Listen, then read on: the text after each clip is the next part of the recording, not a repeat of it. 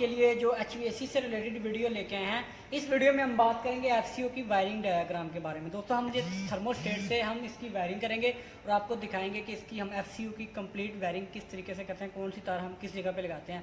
तो दोस्तों अगर आप हमारे चैनल पे न्यू हैं तो हमारे चैनल को सब्सक्राइब कर लें ताकि जो भी हम HVAC से रिलेटेड वीडियो अपलोड करें वो आपको नोटिफिकेशन में मिल जाए। तो चलिए दोस्तों स्टार्ट करते हैं आज की वीडियो।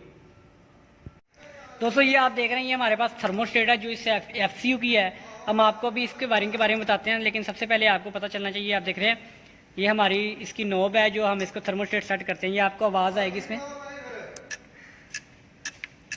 ये हमारी ऑपरेट हो रही है थर्मोस्टेट। तो ये हम इसको आपको दिखाते हैं, हम इसको किस तरीके से ऑन करते हैं। ये आप देख रहे हैं ये हमारी 3 स्पीड फ़ैन मोटर है। ये आप देख रहे हैं ये हमारी 3 स्पीड फ़ैन मोटर है। इसके ये कनेक्शन है, इसके 4 वायर्स हैं, कैपेसिटर की वायर्स हैं। मैं आपको सारा बता देता हूँ। ये हमारा मोटराइज वाल है जो हमारा पानी को कंट्रोल करता है। हमारे थर्मोस्टेट से ये मोटराइज वाल ऑपरेट होगा।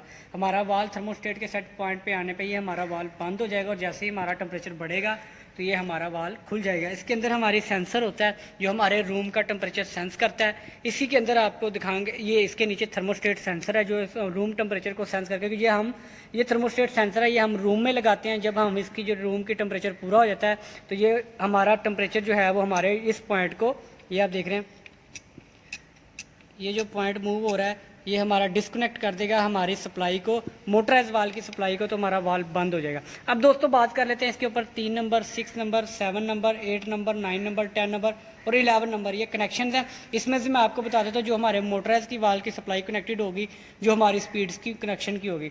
सबसे पहले ये आप देख रहे हैं ये हमारा थर्मोस्टेट है। इसके ऊपर ये आप देख रहे हैं 220 सप्लाई हमारे थर्मोस्टेट में इन हो रही है। हम इस पर कंट्रोल कर रहे हैं इसको कॉमन वायर को। ये हमारी जा रही है मोटराइज वाल को, कॉमन को, और 6 नंबर से हमने एक इसको 9 नंबर से हमने इसको मोटराइज वाल को, ये आप देख रहे हैं ये हमने इसको फेस दिया हुआ है। हमारा मोटराइज वाल जैसे ही हमारी सप्लाई डिस्कनेक्ट होगी, हमारा टेम्परेचर सेट पॉइंट पे होगा तो हमारी इस कॉमन को वो बंद कर देगा, तो हमारा जो वाल है वो बंद हो जाएगा। उसके बाद ये आप देख रहे हैं नंबर 6 है जो ये हमारी फ़ैन की स्पीड की लो स्पीड है। नंबर 7 है जो वो हमारी मीडियम है और नंबर 8 है वो हमारी। अब दोस्तों मैं इसकी ये जो आपको वायरिंग है ये आप देख रहे हैं सिस्टम से, ये आप देख रहे हैं इसके अंदर जो ड्राइंग है, लाइट ऑन कर लो करो।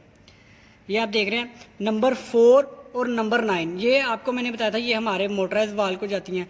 और ये S4 है, ये आप देख रहे हैं S4 स्विच कौन सा है, ये S4 स्विच है। ये आप देख रहे हैं इस साइड पे ये हमारा हीटिंग मूड पे और कूलिंग मूड का ऑप्शन है। तो दोस्तों ये जो स्विच है ये S4 स्विच है। ये आप देख रहे हैं ये हमने इसी पे लगाया है मोटराइज वाल के साथ, क्योंकि हमें हीटिंग पे भी हमारे वाल को ऑपरेट होना चाहिए और कूलिंग पे भी हमारे इस वाल को कंट्रोल होना चाहिए। मोटराइज वाल को, ये वाले वाल को, हमारे मोटराइज वाल को हमारे हीटिंग पे भी ऑन ऑफ होना चाहिए और कूलिंग पे भी। जब हमारा दोनों टेम्परेचर सेट पॉइंट पे आ जाएंगे तो हमारा वाल ओपन होना चाहिए और बंद होना चाहिए।